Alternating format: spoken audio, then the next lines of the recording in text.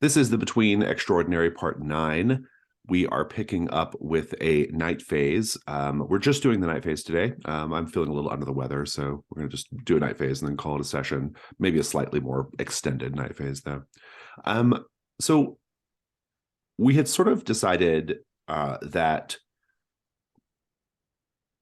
Mr. Constantine and Ms. Balakwa are going to go to this mass at Kilburn Abbey.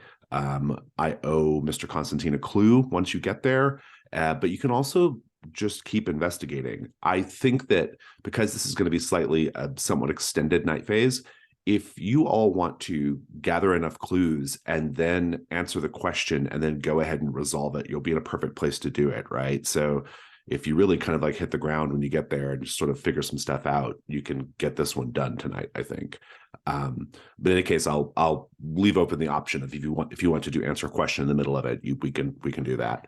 I'll remind you that for the Demon of Kilburn Abbey, you have two questions that are posed. First of all, how can this demon just be driven from the abbey? Resolve the threat by using innocence or piety as a bait, then performing a banishing ritual. Why was the demon bound to this girl in the wall? This way, this is a complexity 8, allows you to resolve the threat by performing a ritual to rebind the demon to the girl's corpse, which you actually need access to. Thereafter, the hunters have access to a new custom move called Demonic Insight. You know where the corpse is. Dr. Gastrell has it, so that might also be something you could do tonight as well. So that's sort of what's going on with the Demon of Kilburn Abbey. You do currently have 6 clues, one of which is going to be revealed in a bit. For the Creature of Cremorne Gardens, you have still just the threshold question: is the creature real or is this some kind of hoax? And you have an impressive 6 clues on this already. We kind of danced around answering a question last time, but we didn't quite land on something that everybody was satisfied with, so we didn't do it. But that is a thing that you can do tonight as well if you wish, or wait until the next phase. I believe Jakob is going to go sit for a painting by James Whistler. And so that just leaves Lady Florence, who has sought the help of Lady Cressida Batchelor Howes to help. Well, mechanically, you're going to get 2 clues out of her, but in the fiction, I think she is going there to quote unquote help out with the horrors of the deep exhibit. And what are you going to be doing, Lady Florence? Are you going with her, or how's that going to go? Maybe I swing by just to make sure that everything is going as according to plan, and then I'll head over to Jakob's portrait session. Oh, okay, great. All right, that all sounds really good to me. Let's go ahead and introduce the unseen, and then we'll take just a quick 3-minute break so you all can read your prompts and get ready for them, and then we will come back. We're going to do the Belfort murder, which is on line 31 at the far right side. Charles and Nancy Belfort have been married for 10 years, and they absolutely despise each other. Tonight is the night when one of them will finally snap. Everyone does paint the scene. We'll let Ben, you can do prompt 2. Mike, you can do prompt 3. And Sarah, you can do prompt 4. Let's take 3. We'll come back and begin the phase.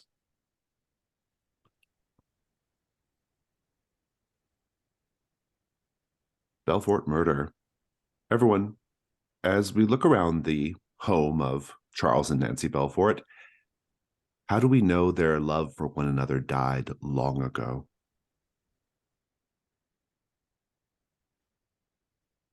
I imagine them living in one of those long row houses where it's just primarily a hallway and you've got rooms on either side, and it's clear as you walk down that hallway that they've just duplicated their lives in mirror images, and that she's got half of the house and he's got the other half based on the furniture and 2 end tables in the entry, that kind of thing.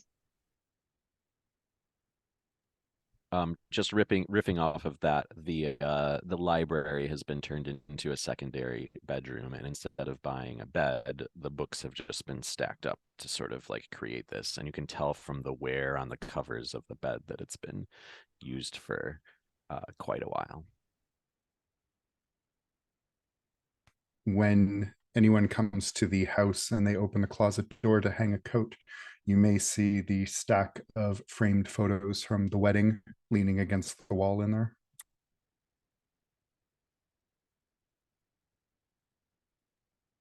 And there's a modest painting hanging over the fireplace, but if you get up close to it, you see that it's had wine splashed on it and gin splashed on it. It's been scrubbed clean, and scratches across people's faces have been kind of moderately retouched. I love it. Lady Cressida, Bachelor Howe, is a very, very detail-oriented woman, I would say, for Bachelor House. She is there at this Horrors of the Deep exhibit in a consulting capacity. She's there with you, with a few of the people who work at Madame Tussauds, as well as yourself, Lady Florence, and she is looking in particular at like the reconstructions of like clipper ships and other types of, you know, things that would be on the water. They also have this sort of like mythical Atlantis setup there as well, which you're probably more of an expert of than even Lady Cressida. And she's sort of like going through it, and she says, yes, the detail it's excellent. I think that, well, I expected this entire display to be filled with, frankly, dozens of errors and inaccuracies with regards to depicting various, various objects and structures of the era, as well as what we understand to be the mythical Atlantis from, well, I don't want to say how I know what we think we do or do not know about Atlantis, and she gives a little wink to you, Lady Florence. But in fact, there are only, well, a handful of errors, an impressively small handful, although they are significant. And she says, look over here. She sort of leads the group down the way. This waxwork is supposed to depict the so-called Queen of Atlantis, a legendary mythical figure that definitely does not exist. And yet we do have, well, popular notions of what the Atlantean Queen is supposed to look like, or how she's supposed to present herself. Now, I will say, you've done an entirely adequate job on the blue skin coloring. From a few paces away, it's almost completely convincing. Up close, a little less so. But I'm afraid you're missing a key detail. Where is the Queen's coral crown? That is the one thing that all of the speculative writing about Atlantis agrees upon, that she has a fabulous coral crown. And one of the Madame Tussauds people is like, oh, she's supposed to have a coral crown. What happened to the coral crown? And there's a little bit of a hubbub. And apparently it's just gone missing. That's your clue. One of your clues. What are you doing in the meantime, Lady Florence, while she's holding forth?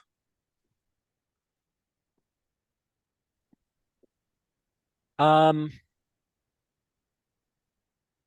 think I'm listening, and sort of nodding and kind of interjecting every once in a while. She's not really paying mind to it, but I'm kind of saying, well, really, it's not speculative fiction. Things like that. Or like I will whisper to anyone who will hear that's following. Yeah. But when this missing coral crown comes up, I think that has Lady Florence curious and a little snoopy, feeling snoopy. And so I think like she's just going to nod to one of the staff members that's in the group and just say, why don't I just look around and see if maybe that was just misplaced. And I'm just gonna start rooting around like behind the scenes of the exhibit to see if I'm using this as an excuse. Yeah, I'm yeah. not really looking for the crown. But yeah. You could go ahead and make a investigation or an information move with composure, I would say. Okay. We've got thematic blue dice here.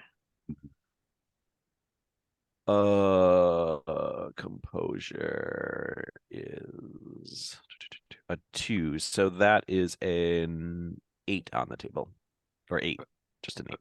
Okay, good. We'll come back to that.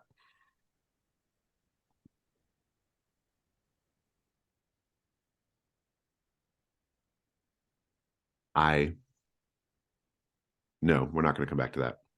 I'll give you a clue now. Behind one of the displays, you see a set of clothes very hastily removed. They are and just like tossed.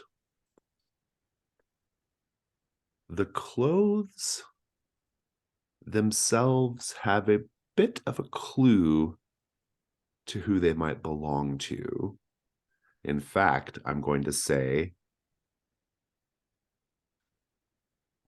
they belong to Sven, the handyman at Cremorne Gardens. What might give it away?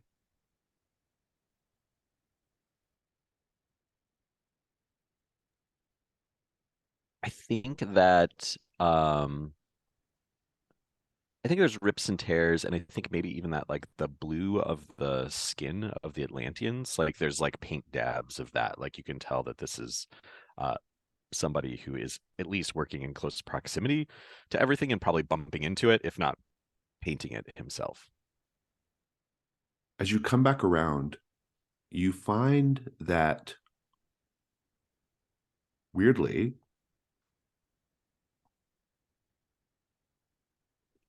no member of the little group is there. Maybe you hear them down a hall, they've moved on. But on the decks of one of the reconstructed ships, you see a crew of wax mannequin sailors that you don't recall being there before, staring at you.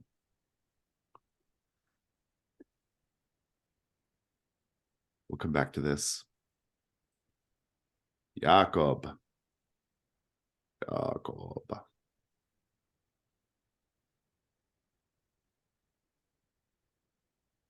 You are making your way to the home of James Whistler. When you hear the song of HMS Chimera being sung down the lane, you recognize the song because they break out into it sometimes next door.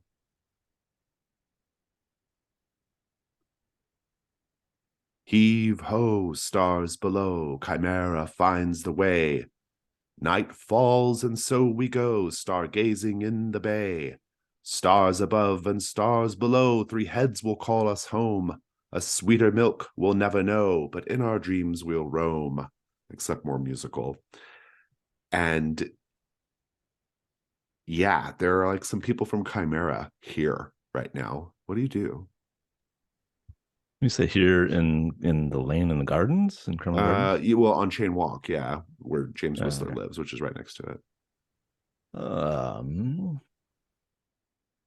It's unclear where the sound's coming from, but you just hear it.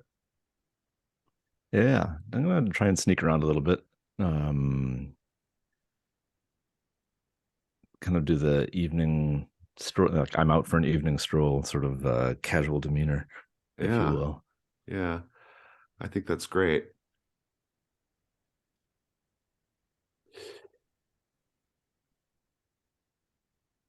Make the night move. What are you afraid is going to happen Alright. if you fail? Much like those children that jumped me in the alley, they're waiting for me. They that was just bait to draw me in. I think it's worse than that. They were taking an action on someone else, Uh, and you're too late to stop it. got it. All right. Go Which ahead attribute here? and composure. Composure. All right. Let's take a 8. look at. Yeah, good. Oh, I'll and take a look at your condition. stats too, but I think because of the song, I want you to roll a third dice and count it for disadvantage. All right. That will make it a 4. Ah, indeed it will. Disadvantage. No. You realize that the men have just come down the stairway leading up to James Whistler's flat. They have him, presumably, wrapped in a tarp, and he's struggling, and they're just singing the song as they drag him away. What do you do? How many men approximately? 6. 6. Ba, ba, ba.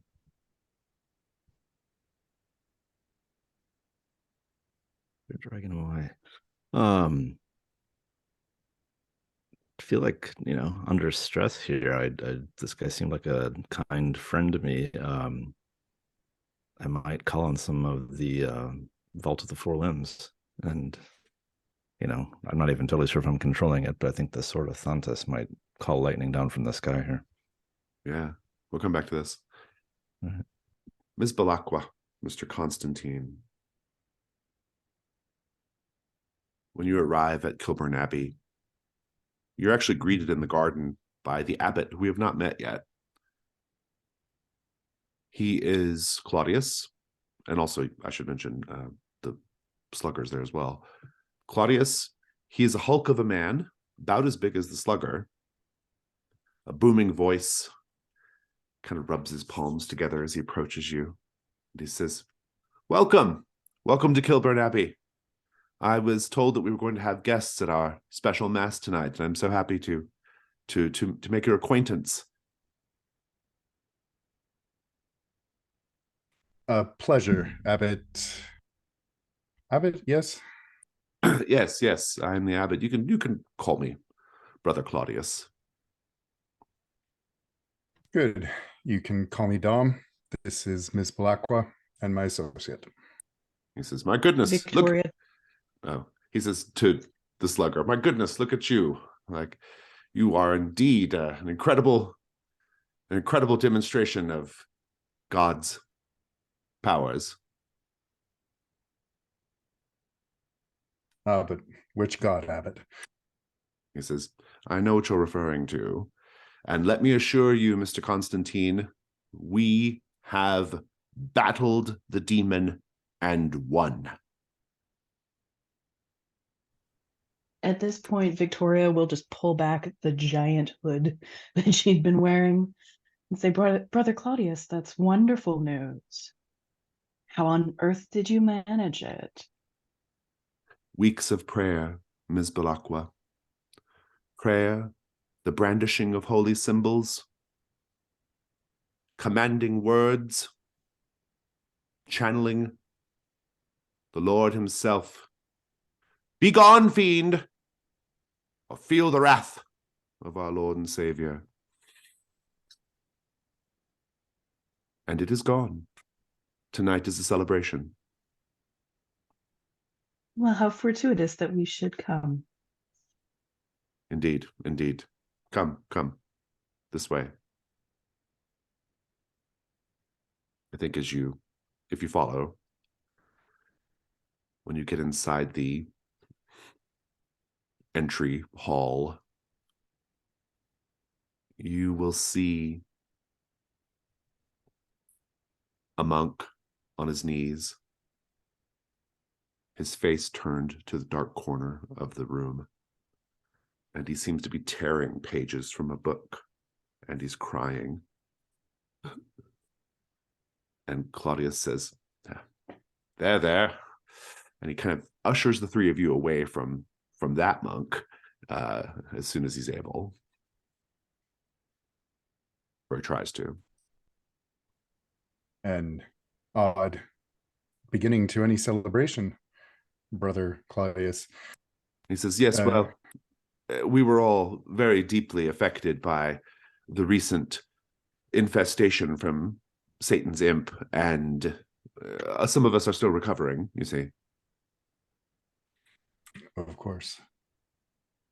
Victoria is just fidgeting with Rabbi Solomon's ring and a chain around her neck as I observe the rest of the abbey. Make the information move with sensitivity. Thank you. Ooh, that is a 7 plus, is it 2? I believe my sensitivity is. 9. 9. I think you are looking around, and in this great hall, you see a painting. The painting depicts various figures from Christian stories from the Bible. Let's just say it's the Last Supper. Except it's the Last Supper, but there's also like a demonic orgy going on in the painting. So we see like underneath the table. we just see like Peter, Paul, and Matthew like slung over the table, like while demons like, do their thing. And Jesus looks on beneficently. Judas is not turned away. He's looking at this carnality, and it's happening. It's like you can see it. It's like watching it on TV, and the demons kind of like look at you, Ms. Balakwa, and they sneer, and they like flick their tongues lasciviously to try to get your attention. What do you do? My eyes narrow, and I just kind of roll my shoulders like I can feel my skin crawling with their attention. Yeah. I'm going to give you a clue out of this, but I do want you to make the night move to keep your composure. What are you afraid is going to happen if you fail? That I'll be so distracted by these demons that I'll be little help in the upcoming drama. I think it's worse than that. I think the demons they'll try to or the demon or whatever is in this place. I think it'll try to use you as a vessel. I think it'll try to take you over. It is my nature. Yeah. All right. Composure. Yeah, and I think most beloved, I'm going to put you at disadvantage as well. Okay, well, I don't like that. Oh, but it's fine. I rolled a 10 Oh, very good. with disadvantage. We'll come back to you in a bit. Mr. Constantine, what are you doing right now? If we're still in proximity to the crying monk, I'm going to try and see if I can see what he's tearing up. Claudius is trying to stop you, but I think the slugger actually puts his arm in front of Claudius to prevent him from doing that. And you see that he's tearing the Bible pages out of it. He's actually using it to wipe his eyes and snot from his nose as he weeps. He'll turn back to Brother Claudius and say, that seems like it would go against the general policy here. He says, yes, well, like I said, we've all been affected in very unfortunate ways. It's going to take us probably weeks, if not months, to find our spiritual moorings again. The exorcism was difficult, you see.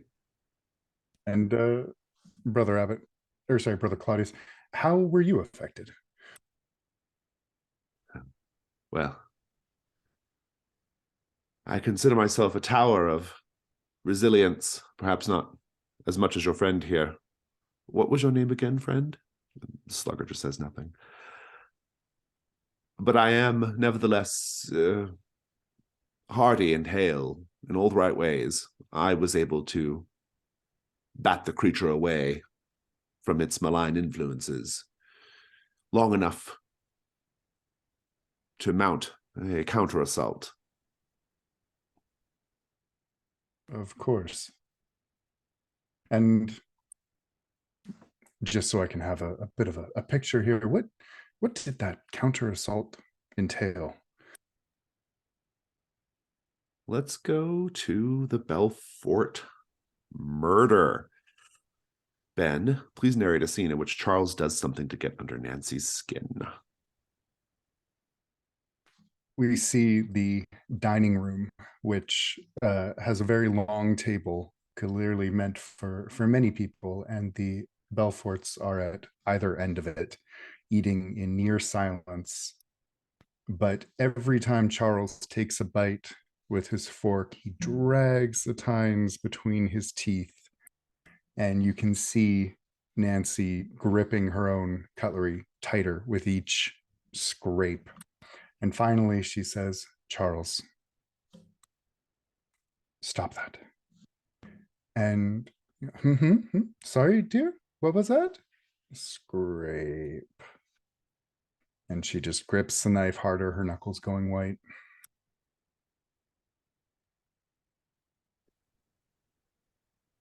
Lady Florence, what do you do when you see these new waxworks standing on the deck of this ship display? All of them just standing like at attention, staring at you.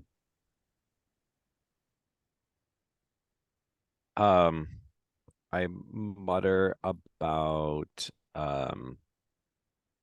her name again? Lady Cressida, always pulling little pranks on me, and walk over, and I'm just gonna like push one of them over. I think as you walk up, just before your hand makes contact, you hear some commotion in the side gallery where the others are at. Mm-hmm. A scream, a cry. There's some kind of commotion. What do you do? Instead of a shove, it's just a little tap, and then I'm gonna walk away. I'm gonna head to the scream. Yeah, you can do that. That was not a waxwork. That was a person. And if you head towards the scream, you see Lady Cressida there, pale, white, from shock. She says, "Oh, my goodness, I up until this very moment, was fully convinced that this was just a bunch of low-grade mummery, a trifle, something that could only bemuse the uncultured masses of London. But I see now that you really are capable of creating fantastic illusions. How is it done?" All of the people are backing away, not answering her question.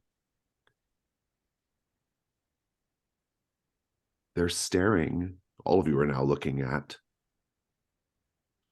a woman just standing in the far side of this room, surrounded by octopus tentacles and sharks and things. This woman is translucent. You can see through her to the other side. And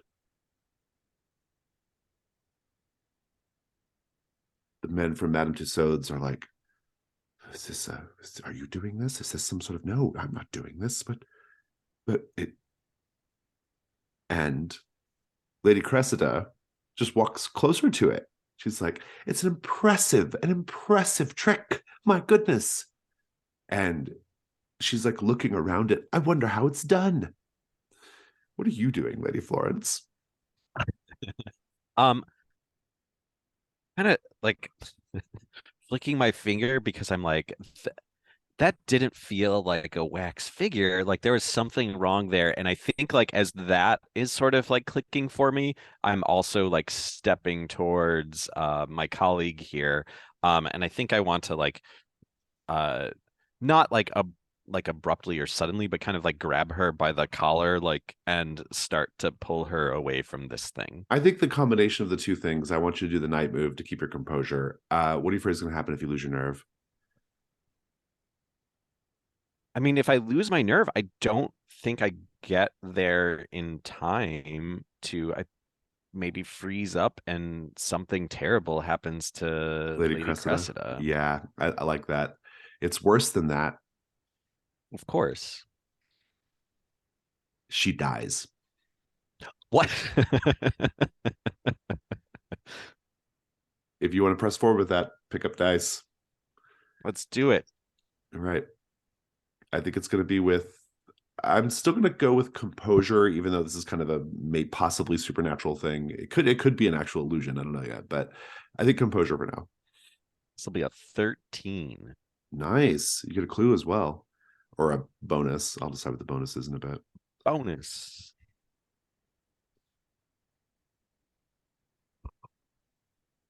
Everything goes as you described. The appearance of this like apparition woman is actually your clue, your second clue that you get for free from Lady Cressida. And as a bonus, I'm going to say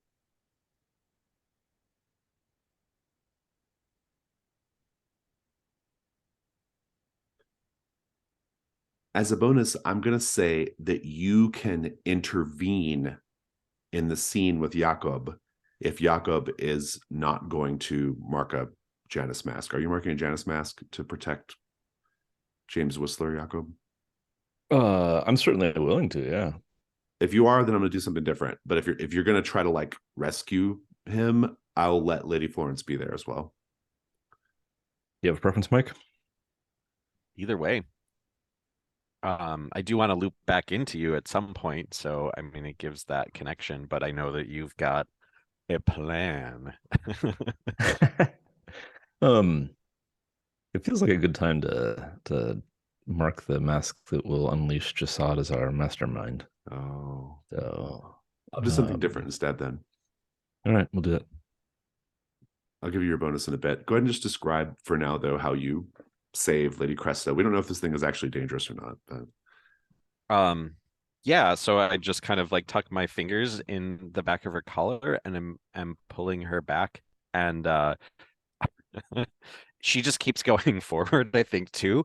And I like reach out my arm then, because would it make sense that like maybe these tentacles, whether they are false or real, are like starting to kind of like curl in around her and me, and I'm starting to get a little worried for myself as well. And so I kind of like grab her by the waist and maybe do like a little like dancing, a few dance steps. Like we kind of like transition into a dance, like just kind of like shifted into this very like habitual motion for her, and sort of like waltz her away quite literally, from the encroaching tentacles. here's the start of your bonus. The apparition of the woman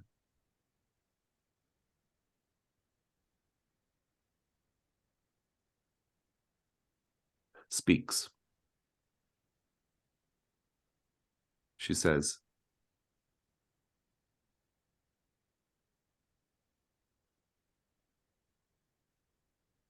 Lady Florence Wilton Davies, I bring a message to you. A message from the stars. We'll come back to this. Mm.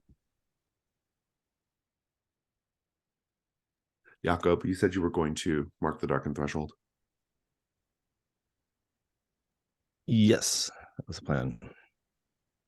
Instead, I'm going to just give you a condition that is, I'm just going to make you unnerved for now by hearing the song, but otherwise you're not able to, there's no danger or no trouble. It's just a faint sound.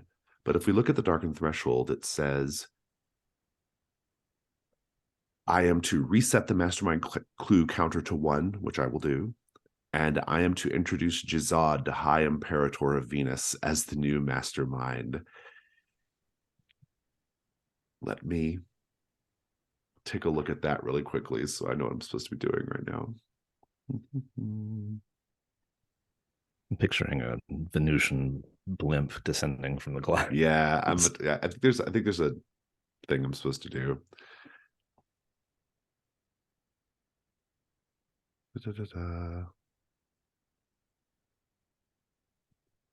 Oh, no, there's no specific thing. So instead, I think this is the way it goes.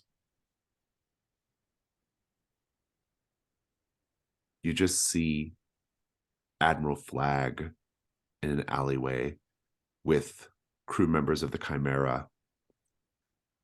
And he looks at you and he says, "He's here, Mr. Walsh. He's here, and I have a feeling he's going to be very, very interested in you." And at this point, there's just light. The night sky is flooded with eerie pink light. Clouds are parting. There's something going on. But, Ms. Balakwa, Mr. Constantine, you're not aware of any of this yet because you have other problems. Ms. Balakwa, what was your die roll? 10? A 10. Yeah, describe how you keep it together here. I think that in fidgeting with the ring and seeing these entities from this painting lick their lips at me, I'll do the same. As I lick my lips, I put the ring on and reach out to the painting itself. As I put my hand upon it, the demons that had been sodomizing the Last Supper just evaporate and left with dark kind of scratches where they were in the painting. I think Claudius is about to answer your question, Mr. Constantine, when he sees Ms. Balakwa across the hall and says, "Are you quite all right, Ms. Balakwa? You seem a little shaken." I had quite the time last time I was at the Abbey here, and I think I'm just lost in a memory. Sorry, Abbot, you were saying? Ah, well, I was saying that we should hurry forth into our little chapel. Come, come.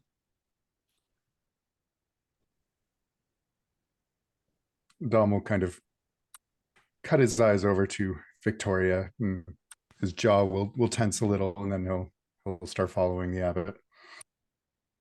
Victoria will actually take a few very quick steps to kind of take Dom's arm as we enter into the chapel, and whispering kind of behind his head between you and the slugger will say, "The darkness is still here. I feel it everywhere." Of course it is. It would never be this easy. Not for them. This is a job for us. When you get to this little chapel,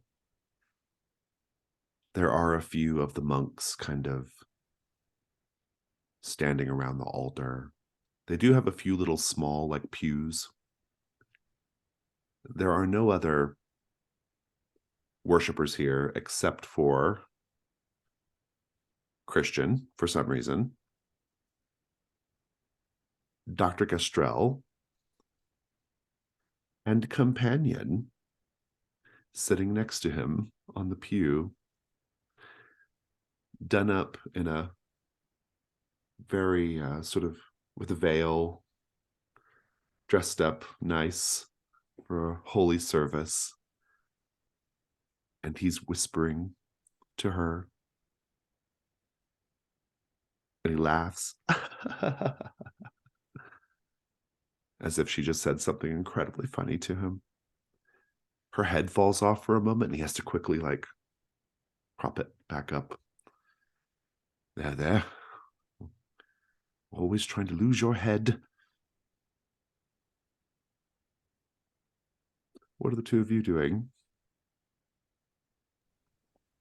Dom will kind of smile thinly and call over to him and say, "Were you out of thread this afternoon, Doctor?" He says, "Oh, Mr. Constantine, so good to see you. I am not much of a religious man myself, of course, being a man of science, but my dear lady here, she wanted to come, and I couldn't say no."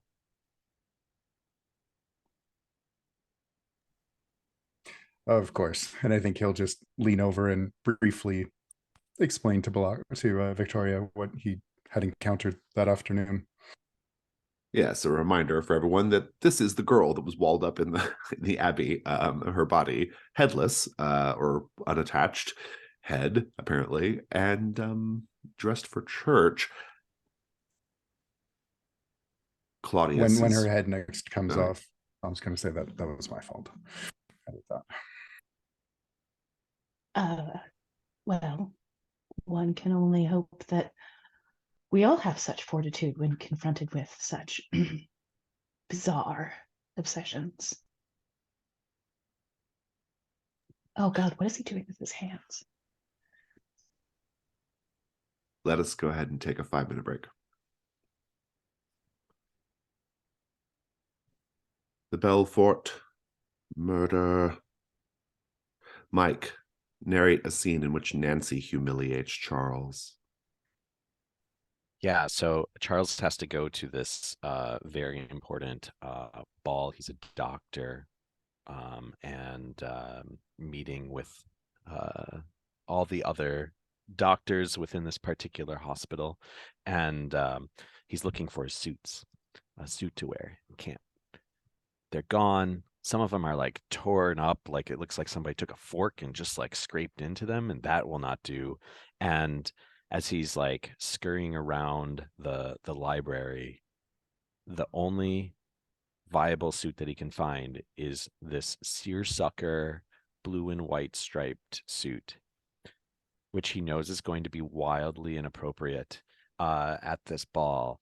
And he turns, and there she is in the doorway, and just says, "Looks like you'll be impressing your colleagues tonight."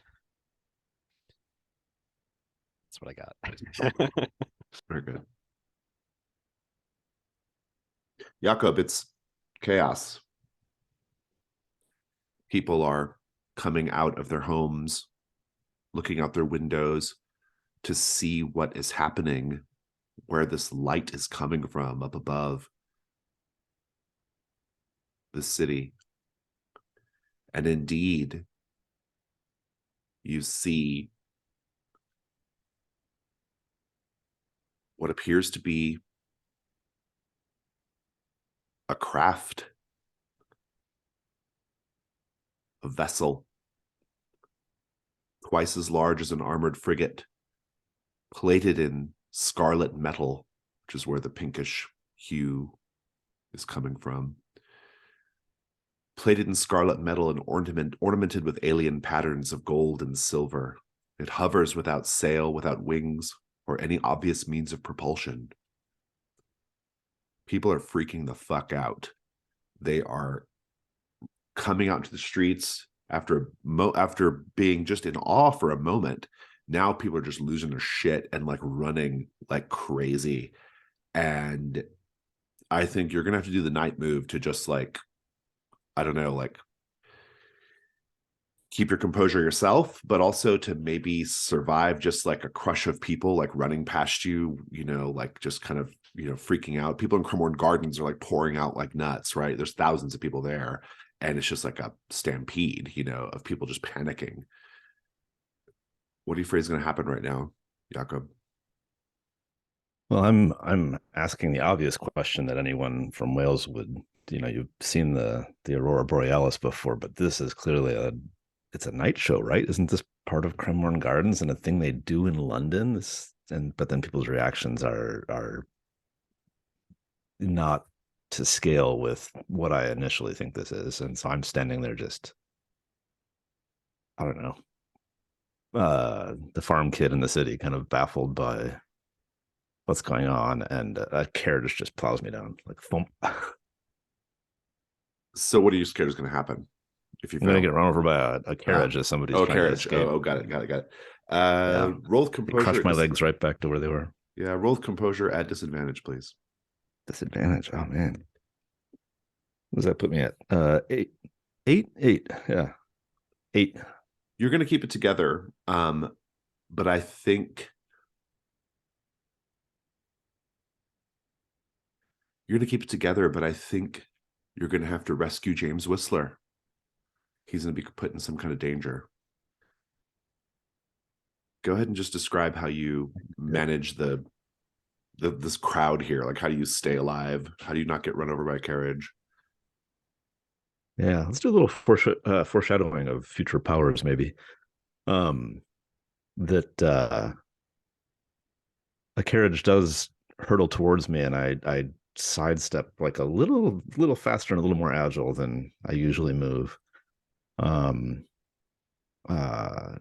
Maybe hustling Whistler to the side with me. A crowd of people kind of like bounces into me, and I resist more than my small frame should resist, and they part around and carry on in their direction. I think Whistler, Go on. He's down there in the street with you, as you've said, and he says, This is what I've been waiting for. I knew I was destined to be here in London for something. Some sort of new inspiration would descend upon me. I didn't think it was going to be so literal as this, yet here we are. Take me, please. And he's walking up and down the street, like bellowing to this craft hovering above the city to take him. And it's just dangerous because there's like horses and there's people, and like something's gonna happen to him. What do you do? Yeah, I'm almost echoing Lady Florence's grabbing by the collar. Grab him around the shoulders and say, Mr. Whistler, we have an appointment. I understand this is inspiring and such, but we'll come back to this. To paint my portrait tonight. Yeah. Lady Florence, this apparition is going to give you a message, which is also kind of a part of the clue as well. It's going to make resolving this mystery a little trickier, but I want to see what you all do with it. It says, the woman says, stars above and stars below. The invasion will begin from above, but salvation can be found from below. We stand at the ready, Lady Florence. And then it just disappears. And then you start hearing screaming, Lady Florence. Commotion and screaming coming from outside. What do you do? Lady Cressida, how is she responding to all of this? I think they probably responded to the chaos outside while you were getting your message. So I don't think they saw it. They heard all that. Yeah. Got it. So it was kind of like a hypnotic, like trancey thing. Or they were just gone. I think maybe they heard like the Okay. commotion and went to see what was going on, and then you got your message, and now you're responding to the commotion as well. I I mean, I suppose that I'm going to dash out. Like I'm hearing screaming and such. Could I like grab like an Atlantean trident or something like that on Sure, my way yeah. out just Yeah. in case? I mean, I have no respect for the owners of this institution, so yeah. You may be disappointed to find that it's like a paper mache trident. I'm not sure how much help it will be. But I've got it. You do have it though. You do have it. And I'm gonna run out and I'm maybe checking, like glancing towards where the quote unquote like sailor dummies were, just to see if there's They're gone. okay. Yeah, they're gone. You And I'm see out. you see the craft hovering above the city. It's Mm. red metal putting off this kind of strange pinkish light as the moon reflects off Mhm, it. mhm, mhm, You see people losing their shit, running around. It's just bedlam. Well, mhm. this is the time of bedlam. It's chaos out there. And what are you doing? How do you respond? What do you do? Oh man. So I would presumably have some recognition of Oh yeah. this vessel, this ship. Oh yeah. And so I think that um yeah, like I just like my stomach drops, like there's just that feeling of like, oh, this is coming back. And I'm not I gonna make you do think the night that move, but I like this. Keep going. Yeah. um I think that Lady Florence is just like, it's almost like her whole life, or at least this whole portion of her life, is flashing before her eyes.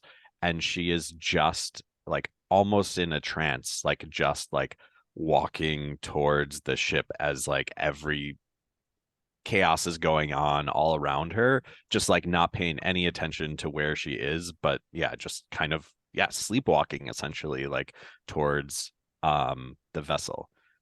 Yeah, I love it. That's great. Let's cut over to Ms. Balakwa and Mr. Constantine. Ms. Balakwa, I owe you a clue from earlier. Something that you will see in the painting after the scene is no longer what it was. And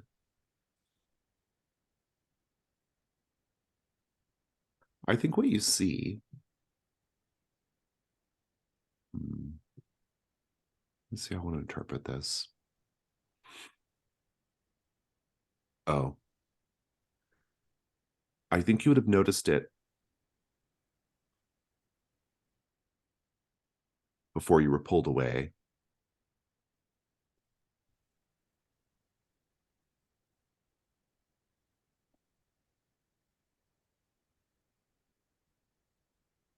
The paint was kind of peeling up where those black marks were. And it actually shows an image of the garden in front of the abbey. So as if it was painted over with the Right. Last Supper. Yeah. I see. Okay. But this part of the garden that you recognize, because you can see the street out of the fence and everything, there's a hole that's been dug. That's your clue. Understood. Back in the mass,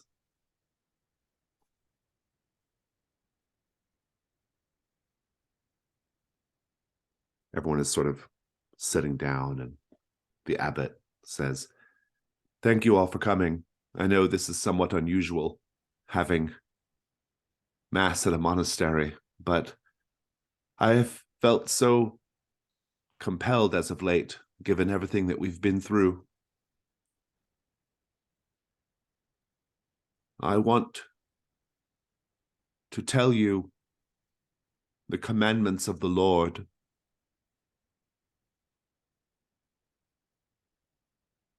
We are to repay his grace by divesting ornament, by casting off our fine raiment and our jewels, We are to turn away from the material, embrace the spiritual.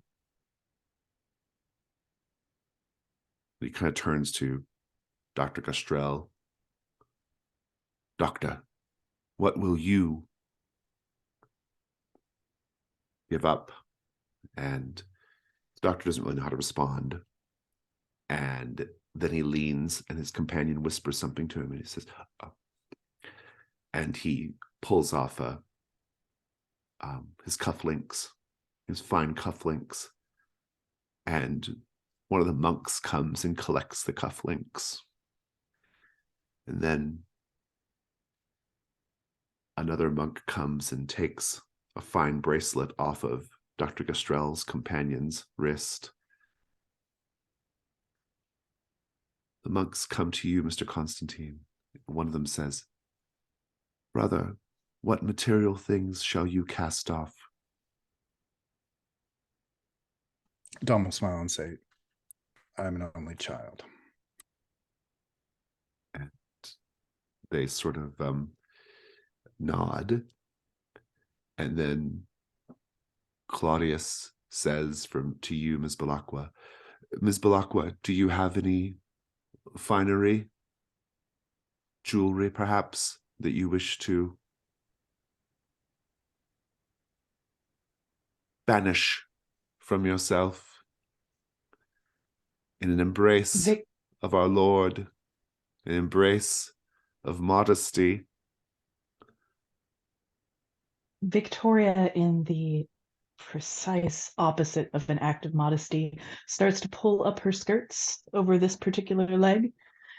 And you can see that she has several stakes strapped to them with a garter belt, and she takes out a silver one, just puts it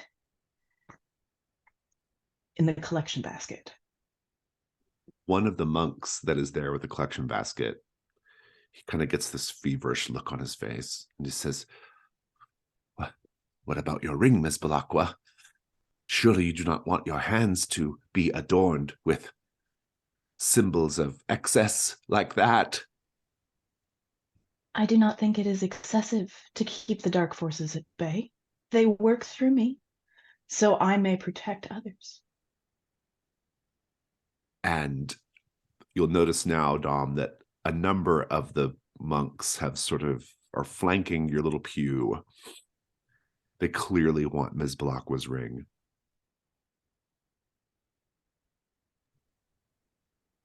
I believe at this stage of the ceremony, we're all to be seated, yes?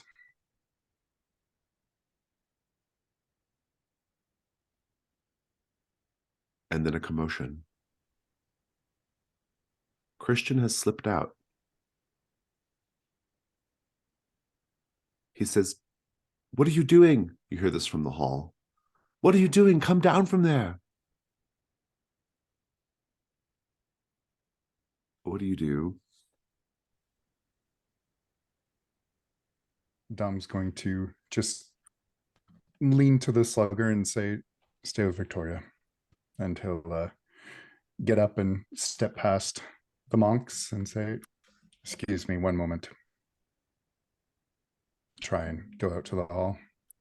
When you go out to the hall, which has this kind of vaulted ceiling with beams up ahead or overhead, you see the young monk that invited you, the one you talked to earlier in the day.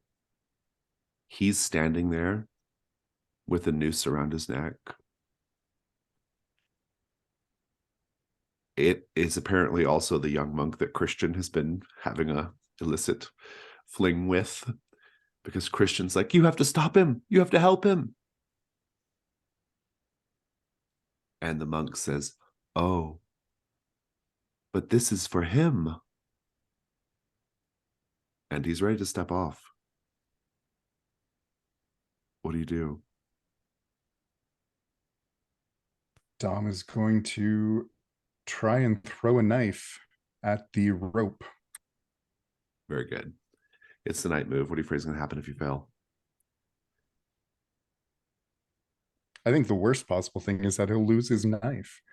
I think the demon will redirect the knife. It will fly and it will strike Christian. Yeah, Dom wouldn't like that. This is your clue, by the way, that the demon intended to put on a little show for you by having this monk. But the clue is for you, like it wants you to see this. Go ahead and roll with sensitivity, and regular dice is fine.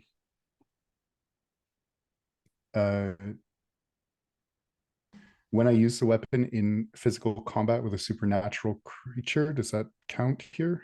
I think so, yeah. It's a combat of swords. Yeah. Then I can mark a box and describe how the weapon has been modified to be particularly effective against creatures of this type. Yeah. What do you get for doing that? I can increase the result tier of a die roll. Okay, you have to decide beforehand though, right?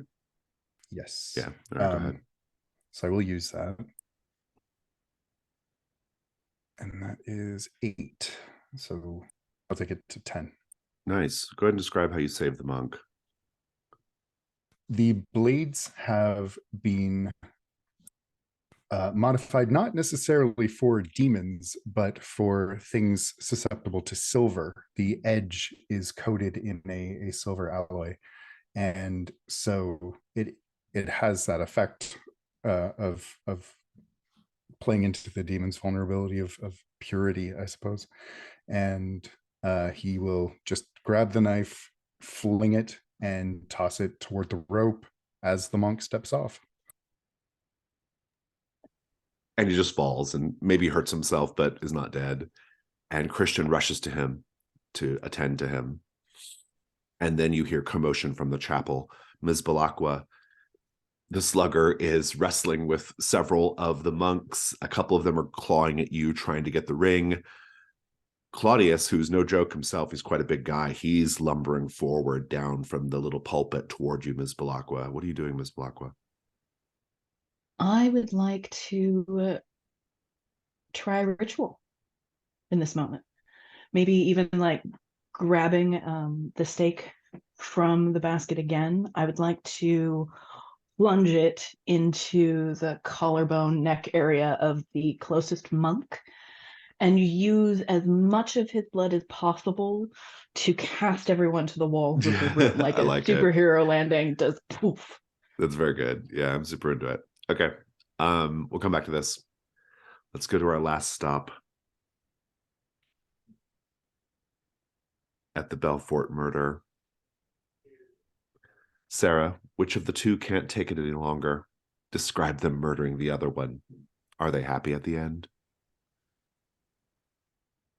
It is the mister that comes home frustrated, and you can tell he's a little drunk, and his seersucker, and she's gone to bed hours ago, and he pulls off his jacket and he's crumpling it in his hands, and as she sleeps, he smothers her to death with it. You see her kind of flailing in bed towards her nightstand, trying to grab at a fork. She can't quite reach to stab at him. And as she like kicks and twitches, finally releasing that energy and her life, he sits on the edge of the bed, the first time he sat on a bed in years, and wonders how the food comes and where those keys are, and realizes that he has no idea how to run a household. Now that he's on his own, he has no idea how to take care of himself. And I will add, at that moment, he also sees a strange pink light out the window and walks over to the window to see what it is. Jakob, you're going to have to do the night move to save James Whistler. What are you afraid is going to happen if you fail? Ooh. This Crimson Zeppelin abducts Whistler, and we still don't know who or what the Crimson Zeppelin is. So they're, I don't know, cannibals from some horrible place, and he gets devoured. It's worse than Never makes a painting of me. Yeah. It takes you both, and you're both up there. Go ahead and roll with, I think, vitality, just to rescue James Whistler. Alrighty. 9. It will work. I think that I'm going to change one of your conditions.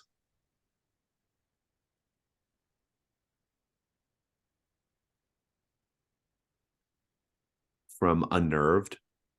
I'm going to change unnerved to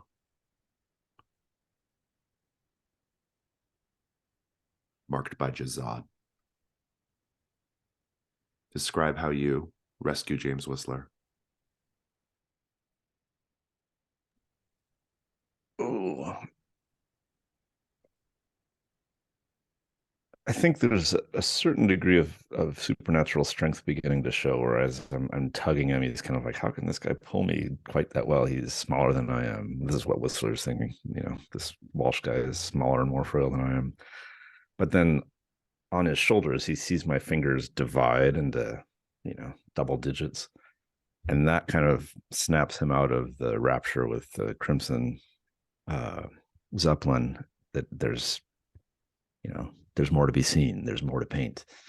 And then he kind of is a little more willing to go along. And as we get him back to the door that leads into his apartment, I put my hand on the door jamb, and the shield of Korathor grows up. The moss and the rusty clay descending from above sort of seals the doorway so that he's sealed in here with me for the night. Indeed. And whatever's up there sees you do this and takes note. They have not seen the shield of Korathor in a number of years. Lady Florence, you hear from behind you. It appears our old associate from the stars has decided to pay us a visit, Lady Florence. You call him here, Flag? Was this you? I do not have any control over him, but I am prepared to work with him. That is what we must do, Lady Florence. You and I both. We represent the best that Britain has to offer. We should go to him in a manner of peace. Representatives of our people. If we go together, a united front, I think we can create something truly great. A partnership between terra firma and the stars and the sea. I fear this will doom us all, Flag. Well, then you are going to be an enemy. Are you going to make an enemy out of Hargrave House? Do what I can to try and keep this from running off the rails, but we may be past that point. Yes, perhaps. And he looks up, his jowly face awash with the pink light.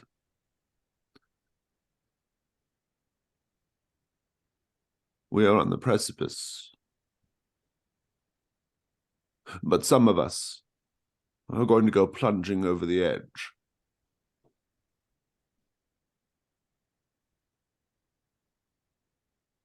And then he walks off. Can I take the paper mache trident and toss it to him and say, you might need this? Sure.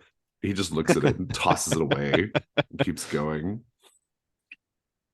Meanwhile, Ms. Balakwa, doing a very quick and dirty, but possibly very powerful rite of salt and smoke, spraying blood everywhere. Go ahead and roll with sensitivity.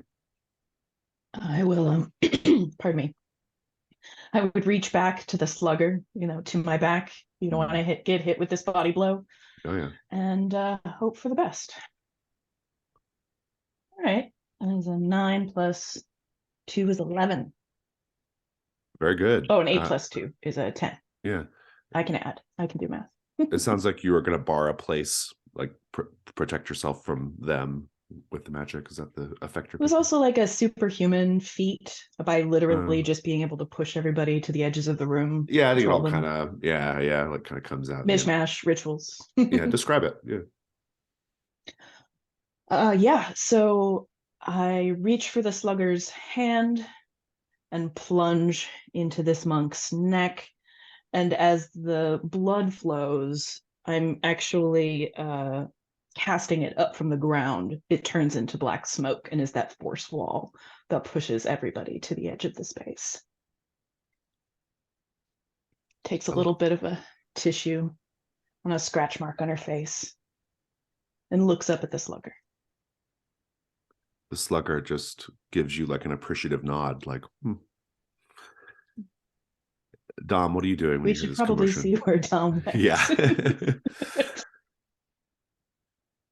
I think he'll take a look over his shoulder at when the commotion begins, but then he's going to reach down, grab the fallen monk by the neck of his robes, drag him up, and with a hand grip tight around his knife, hold it up against the man's throat and say, "Time to start talking, brother." Indeed. I just like I like it as a cut there. I don't know if we need to roleplay that. I don't even know if he has anything to share, but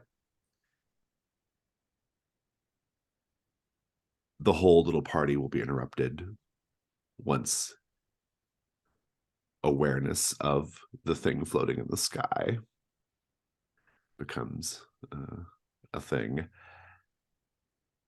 And we'll go to the dawn.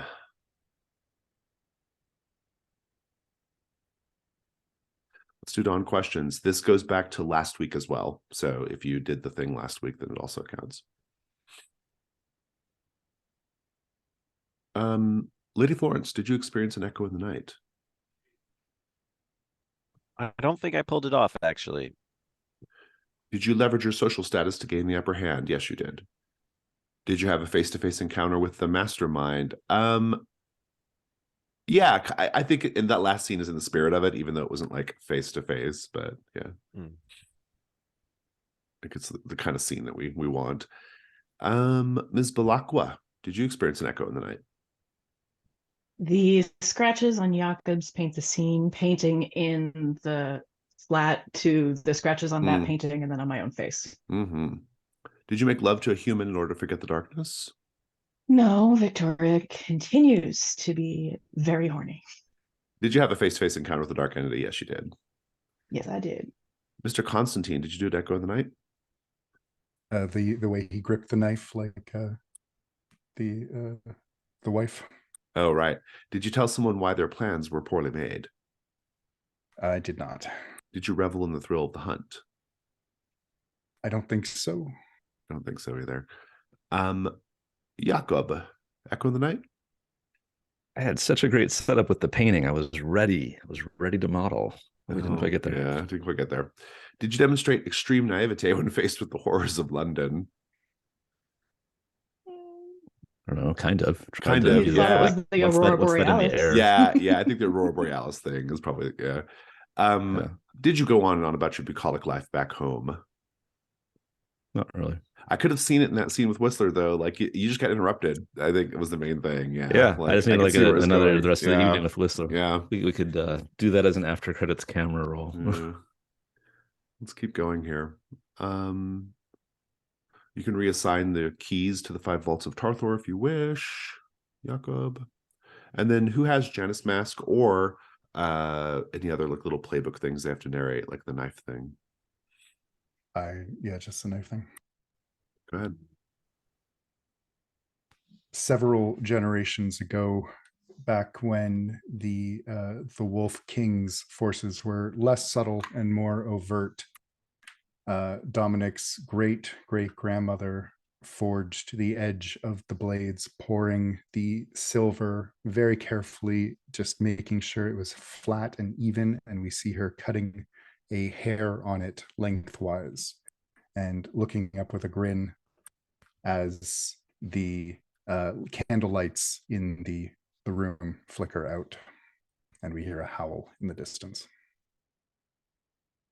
Nice. Thank you. Was that it for Janus Mask?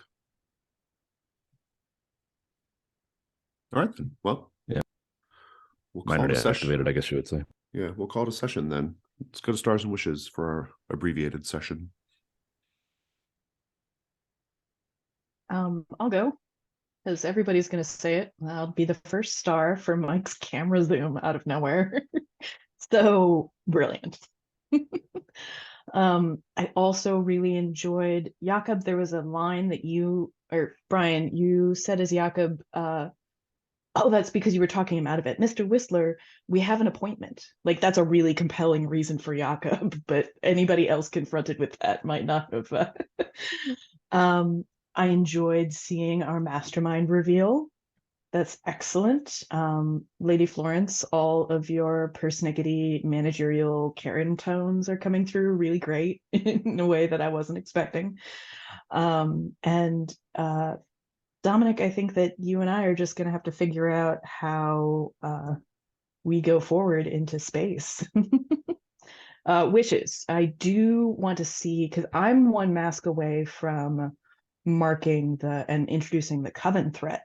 So now I'm going to be really interested to see how those kind of layer in to our new mastermind and how that, I don't know, continues to move forward. Just even a short game. It was a good night, guys.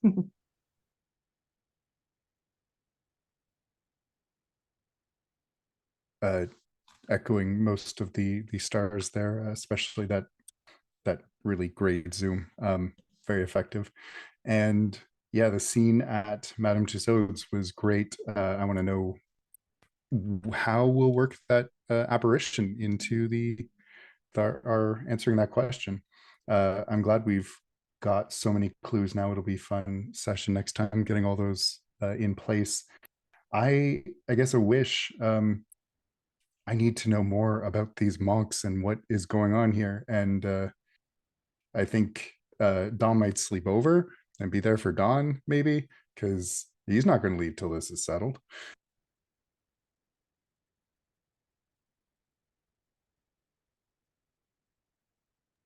I guess I will just do pretty straightforward stars and wishes here. So star just for the contrast of like really demony shit as well as really spacey stuff that is like very distinct in this, and both like just like the level that all of that was operating within this session and being very distinct was really wild and fun and very cinematic. And the wish is like, as, let's collide those things together, because that's gonna be like a really big payoff of that. So really excited about yeah, space demons and space witches and all of that, like just sort of like merging together. That above and below motif is a really cool thing to introduce in here. So yeah. And then finally, all of the planets are in alignment. Sort of astrology makes sense. Like there's a reason the space witches need to know when the planets are in alignment. I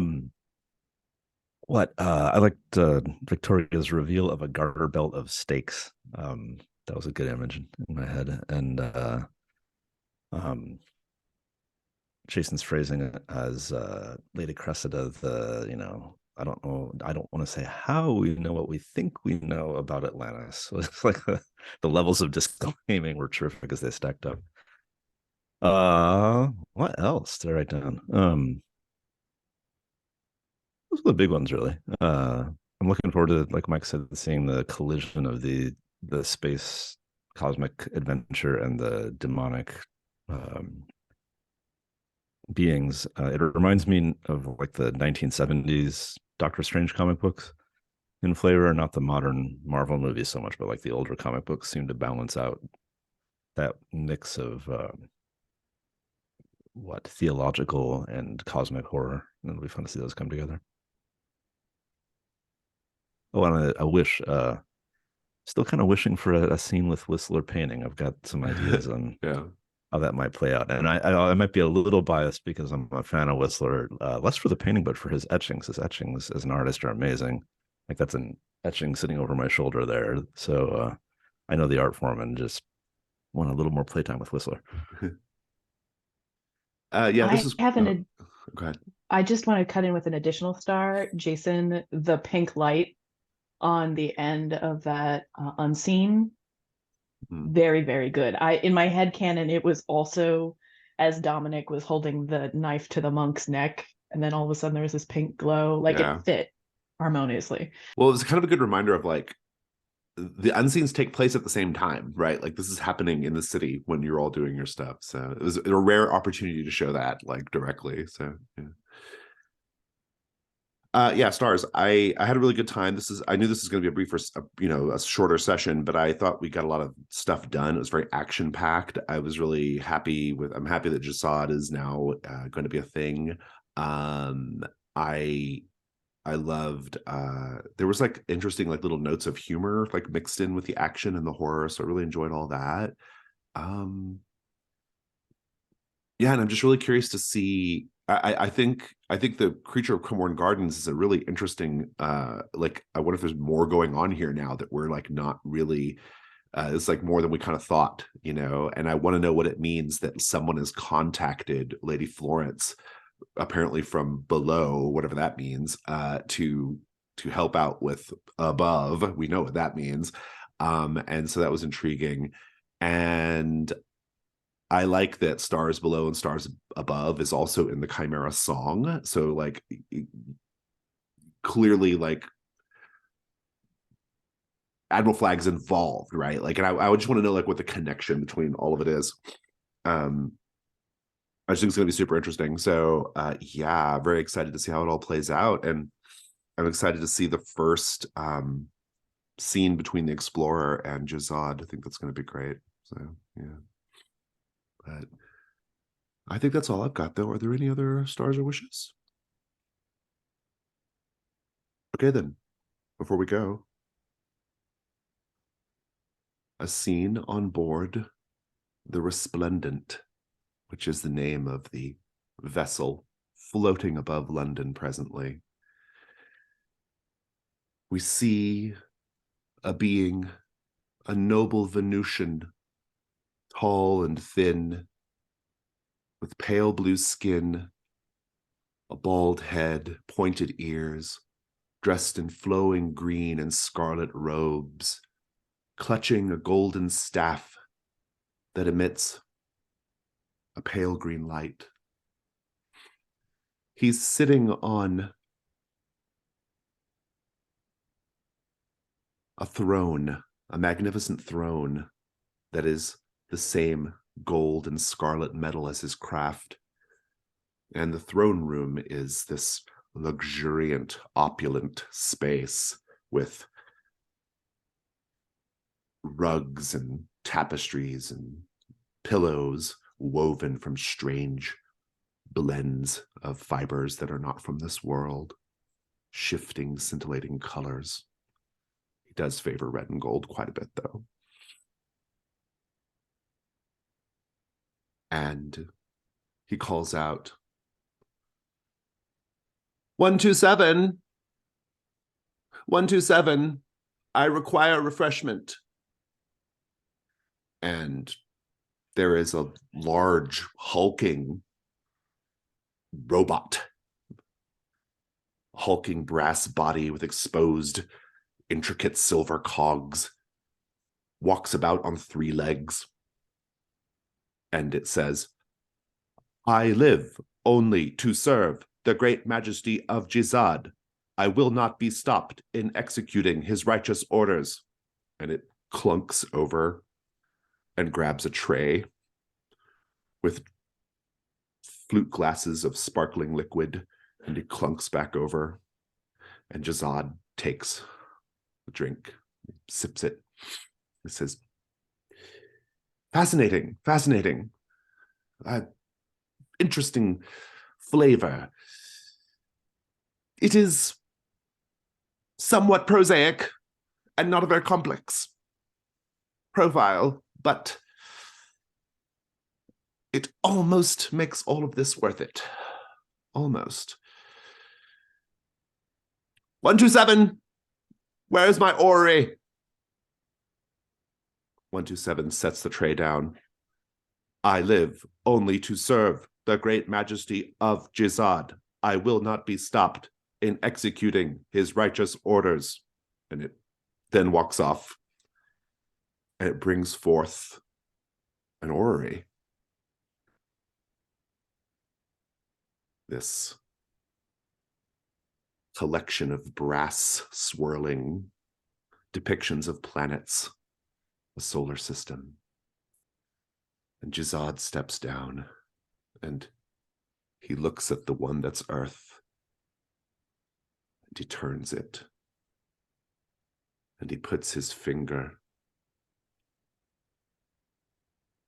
on England and he says,